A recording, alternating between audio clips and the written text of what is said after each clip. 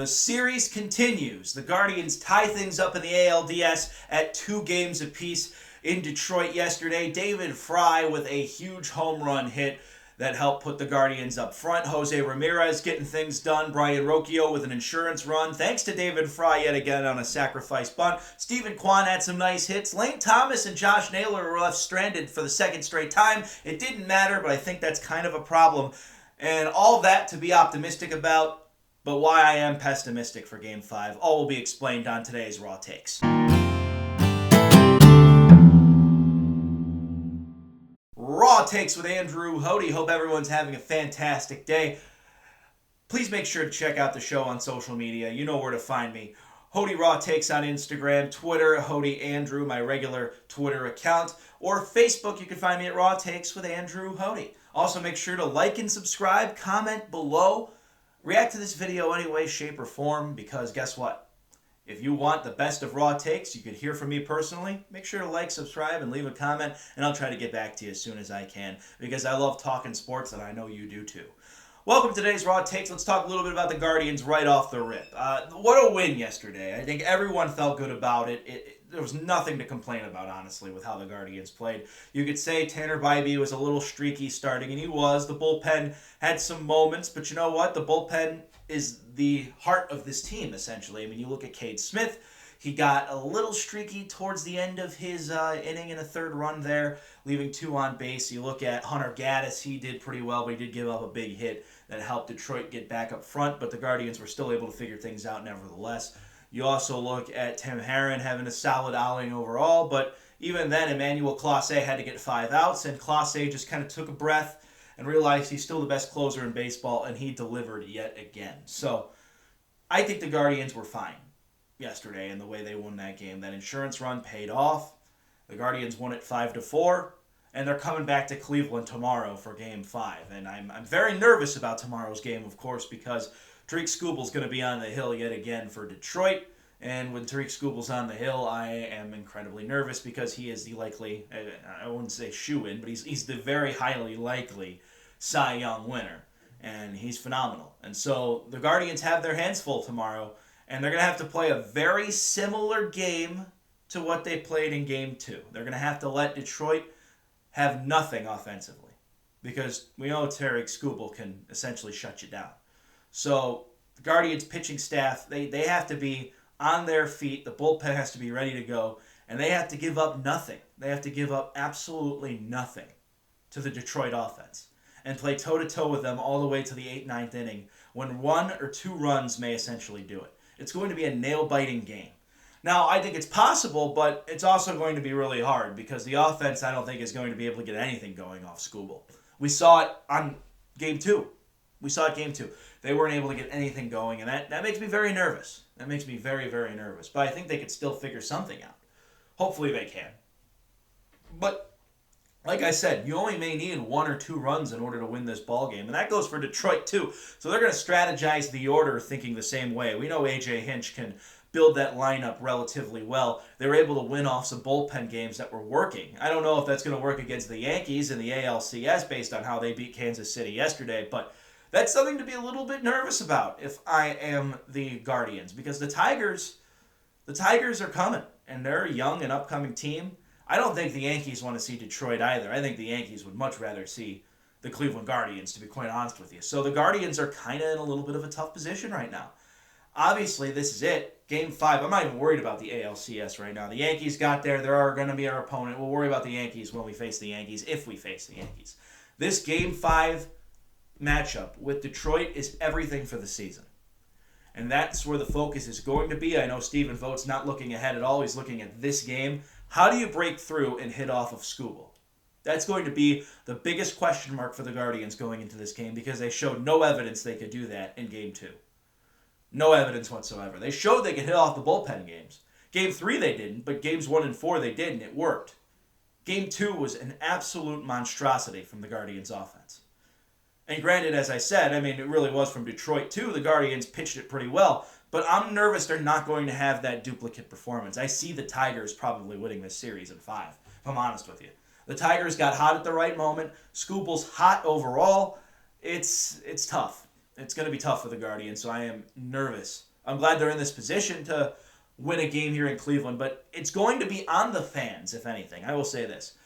Cleveland fans that are listening to this, please understand, you have to show up, show out, make some noise, and get in Scooble's head. Get that place rocking. Get Scooble in a point where he can't feel the pressure.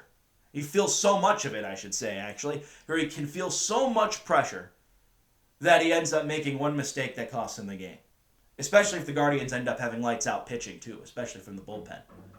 But hopefully, the other thing, too, Kerry Carpenter is not going to be most likely for Game 5 based on the injury we saw take place in Game 4. So if Kerry Carpenter's not in this game, that might be a little bit of a breath of fresh air offensively. But when I look at the Guardians right now and where they stand, they have to make some adjustments to get to Scooble's level. And it's going to be really, really tough. This offense has shown no evidence that they are able to do that. No evidence whatsoever. So it's going to be a tough matchup, but I think the Guardians can figure something out possibly. But I like Detroit in this game, and I think the Tigers are going to end up winning the series. I'm not trying to be a pessimist about it. I just think Detroit's the better team right now. I really, really do. But if the Guardians break through and find a way to win, then kudos to them, and I'm really excited for the ALCS. To me, this still is, nevertheless, if the Guardians don't win this game 5 and the season's over, nobody take this season as a failure. That's the other thing, too. It's going to hurt. It's going to sting. The season doesn't feel like it should end here. I totally agree with all that. But the season was not a failure by any stretch. The postseason surely was, but the season wasn't.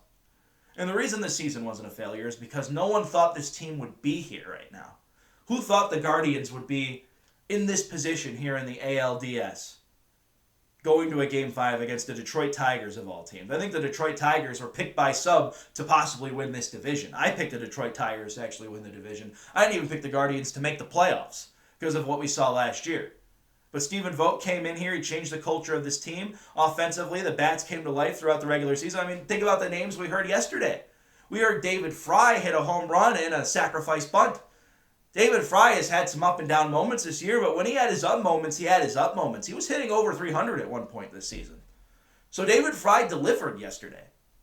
Brian Rocchio later in the season. A lot of people in Cleveland haven't been high on him. I think he's actually delivered in the postseason for what we could expect from him. He's gotten on base quite a few times off of some hits. So I think Brian Rocchio deserves some credit. Stephen Kwan has gotten out of his slump to a degree. He hasn't hit a homer or anything like that, but he's been able to get on base relatively easily. I think Stephen Kwan has gotten out of that September slump we saw, and he's returning to the Stephen Kwan we all know and love. Jose Ramirez, he didn't really break through in the first 3 games, but in Game 4, he delivered with a home run. So Jose Ramirez deserves some credit for putting some runs on the board, too.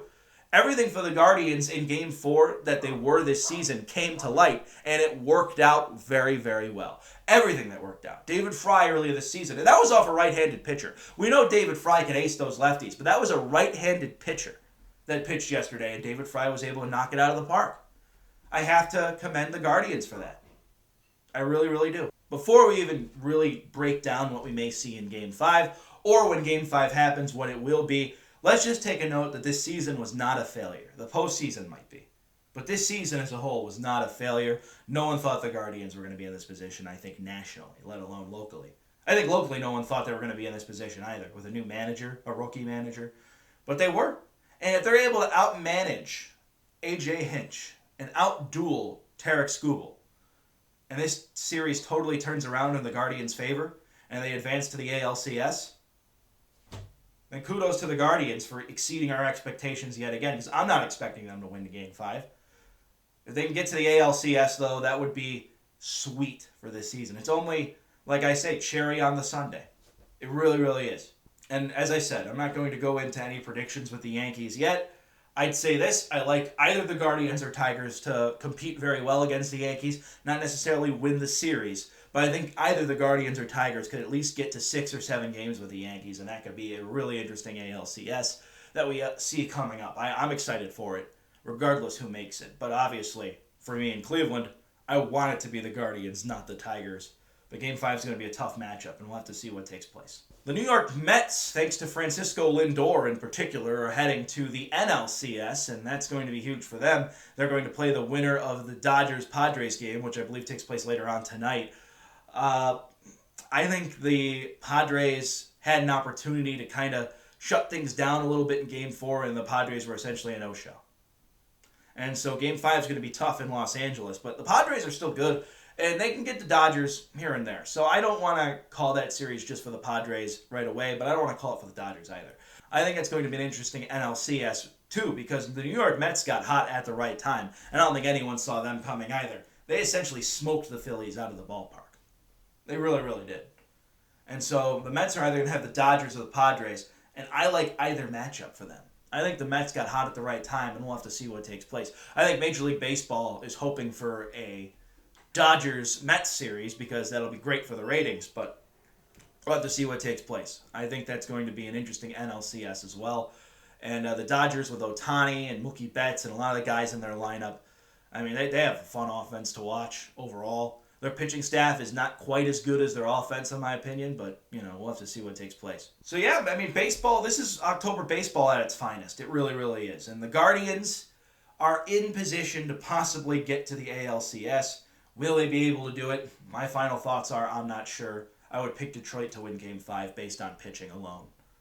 But if the Guardians break through and figure things out, which I believe they could, but it's going to be very difficult, and it might be by the 8th inning, so it may be too late by then. But if they could figure it out, then hallelujah, this season was even more successful than anyone could imagine. So go Guardians. Let's hope they figure things out this weekend.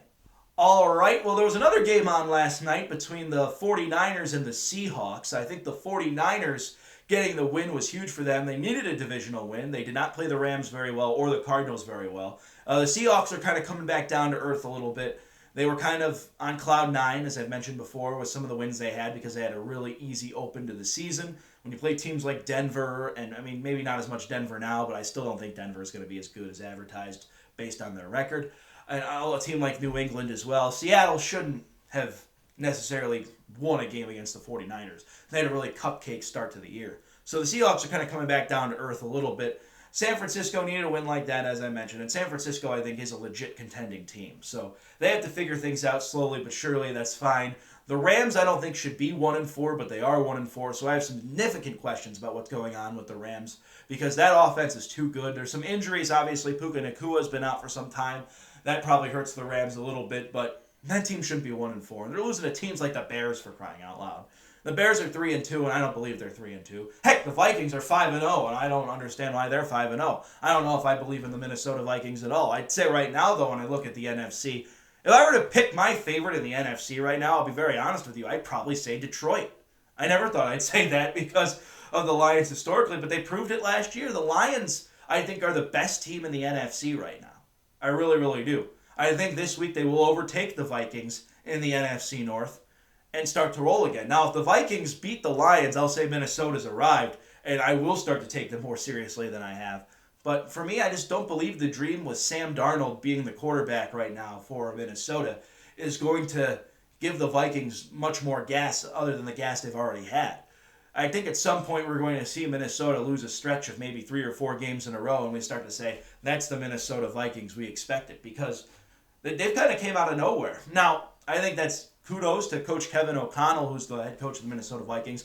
My favorite right now to be the coach of the year in the NFL, because who thought Minnesota was going to be 5-0 with Sam Darnold? And Sam Darnold obviously leading the comeback player of the year race, in my opinion, right now. So, speaking of Minnesota as the most contending team in the NFC, I'm not so sure.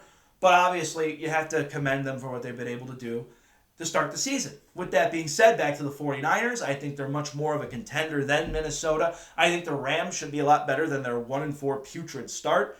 I think they could bounce back. I think you also look at a team like Arizona, who kind of doesn't know what they are. Do we think they're going to get some of those hot wins like they have against the Rams and the 49ers all season long? I'm not so sure. The Commanders right now, obviously Jaden Daniels looking like the Rookie of the Year, looking like C.J. Stroud did last year. The Commanders might win the NFC East because you look at the rest of the NFC East. I don't buy Philadelphia. I'll be honest with you. Philadelphia, to me, doesn't look very good. Their secondary is putrid. The Dallas Cowboys are always overhyped.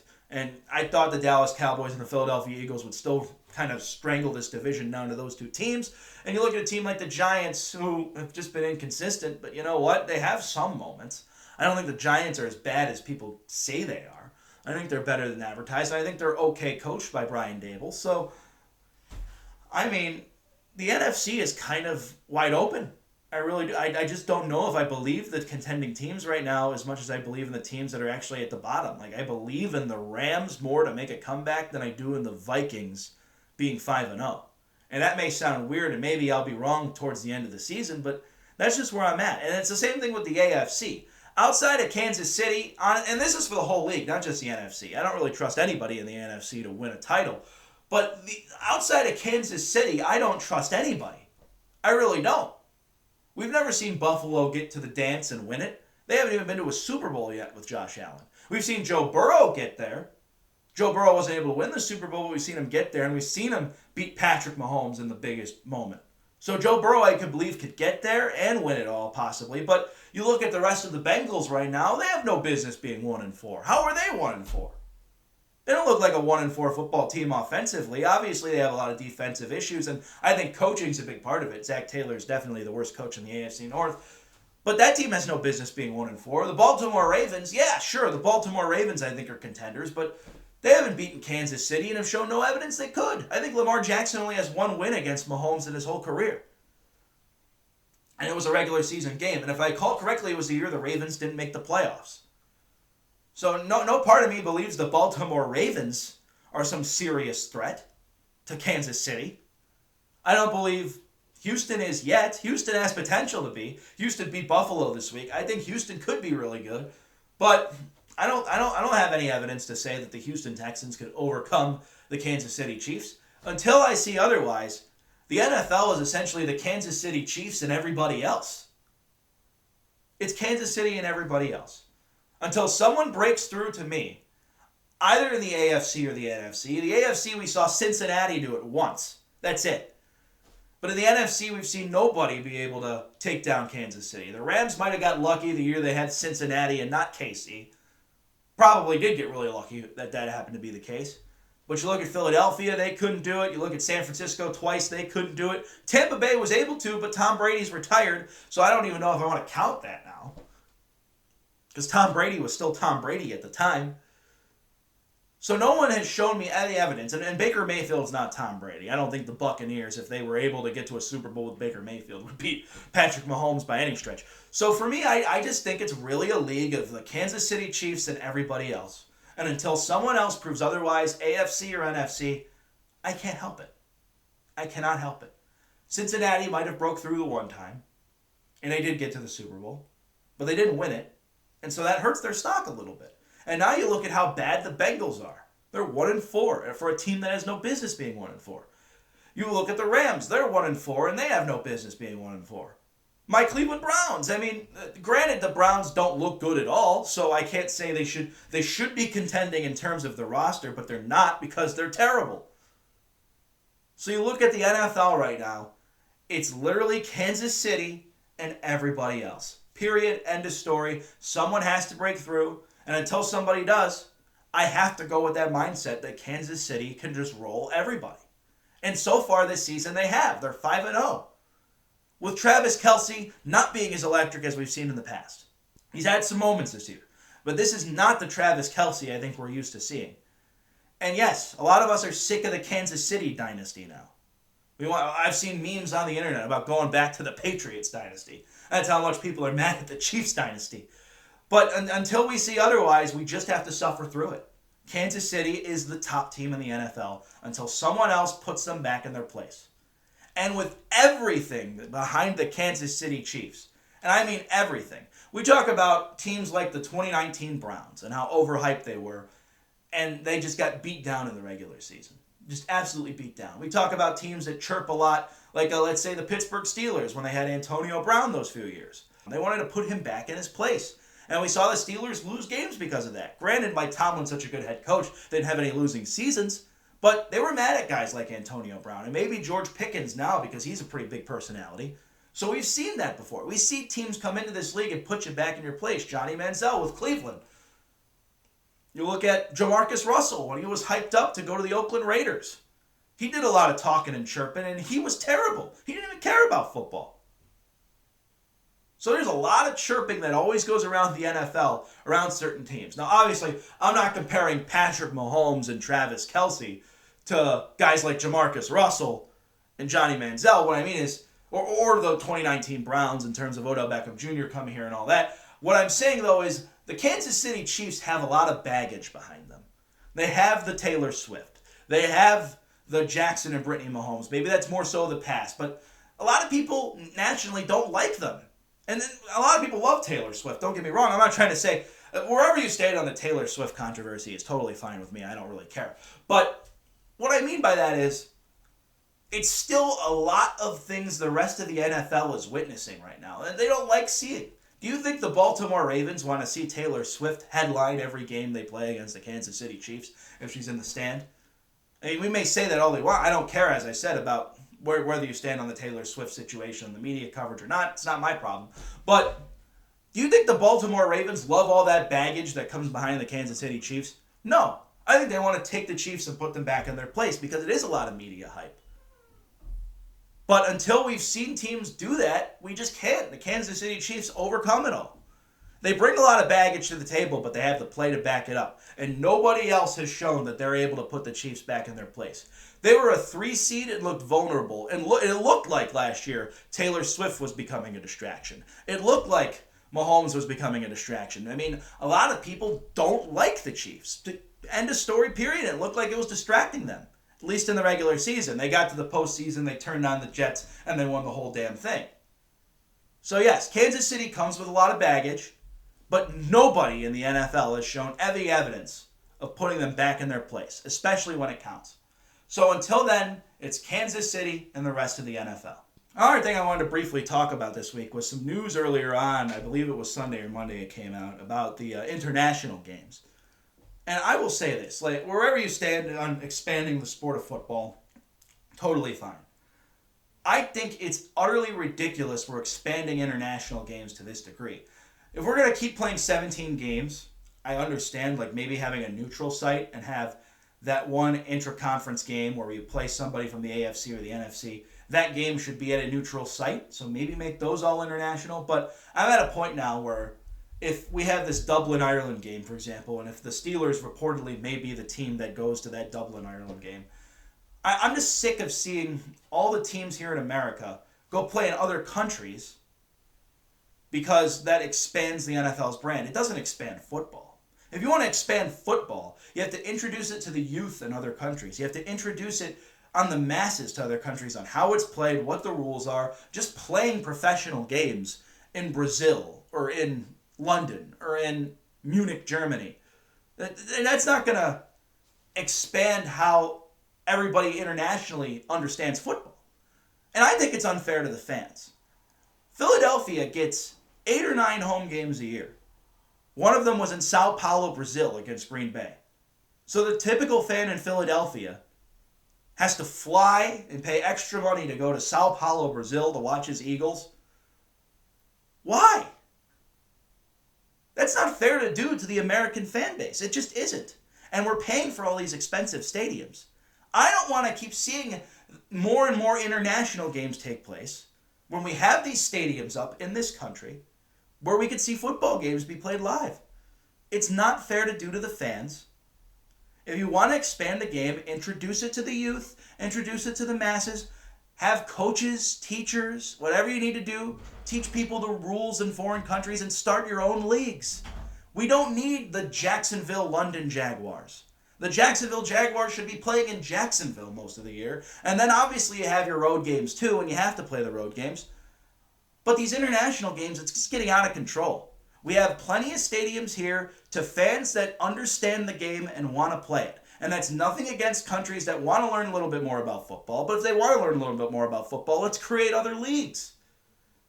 If you want to expand the NFL's global base, let's do an NFL International League separate. There's other ways around this, and I think the NFL has to figure that out. But it's getting very, very irritating to see so many international games eat up the schedules. If we're going to have all these fancy stadiums here, why are we going to play all these games in other countries? And if we're going to include like the London Jaguars, as I said, if we're going to have an international team, here's how stupid that would be. It's stupid because how is an American college football player going to want to go play in Munich, Germany or Sao Paulo, Brazil? So if we're going to teach American football to the global scale, It needs to be done by introducing it to the youth. It needs to be done by bringing teachers, students, football players that play professionally here. I'm for that. I mean, to go speak about the sport and introduce it in other ways and create your own leagues, but you're not going to expand the sport by having Philadelphia and Green Bay play in Sao Paulo, Brazil. Or having the Pittsburgh Steelers play a home game in Dublin, Ireland. It's not fair to do to the fans here that are paying hard, good-earned money to watch their sports teams win. It's just not fair. Pittsburgh only gets 8 or 9 home games a year, and if they play one of them in Ireland, that's one less game for Pittsburgh, Pennsylvania. That's one less game for Philadelphia, Pennsylvania if they played in Sao Paulo, Brazil. Or Green Bay. I mean, I get it's road games, it's different. It's a little bit outlandish. I think these international games need to be cut down to a degree. Maybe not outright abolished. I'm not for just saying we don't need to have international games. But I think it's getting to a point where it's getting ridiculous for all the money we're putting into these stadiums and all the money we're putting into these football teams and all the viewership that's out there and all the fans that want to buy tickets. They only have a few opportunities to see certain teams too. Let's have more games here in America, and internationally let's expand the sport in other ways. I don't think just playing games internationally is going to expand football by any means. And maybe it makes more money for the NFL, but what does it do for the game? Squat. That's my Raw takes for today. Hope you enjoyed. I will have plenty more coming up this upcoming weekend with Week 6 underway in the NFL. You also look at some college football games, Oregon and Ohio State taking place this weekend. And we're inching closer and closer to tip-off of the NBA season. So a lot of news to get to. World Series isn't far away either. No matter who makes it, I'm going to talk about it because I'm Andrew Hoty, and those are my Raw takes. Have a good day, everybody. Like and subscribe, and check out the show on social media.